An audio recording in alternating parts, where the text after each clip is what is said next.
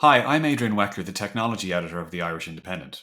Today, WhatsApp attracted a €225 million fine from the Irish Data Protection Commissioner. Now, this is important for two reasons. First of all, the fine itself is actually relatively big. It's the second biggest fine in the GDPR era, but it's bigger than most of the earlier fines actually put together. But the real reason that this is important is because of the way in which it was arrived at. So basically, the Irish Data Protection Commissioner in Dublin, Helen Dixon, had a figure in mind to find WhatsApp. And this, don't forget, was a process by which it was failing to adequately tell people how they were using your user data.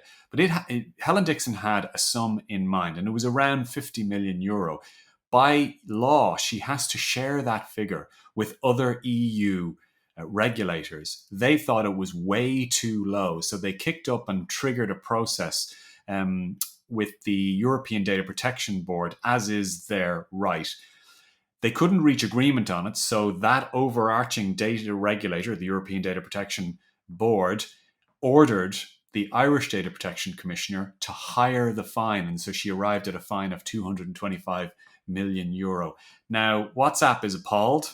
It thinks it's being singled out unfairly, probably because it is a division of Facebook, and it says it will appeal. On the other hand, it may find that difficult in a European court because Facebook and WhatsApp, as well as Google and Amazon and Apple and all the rest, are very unpopular in Europe. And it's to a European court that they will have to appeal.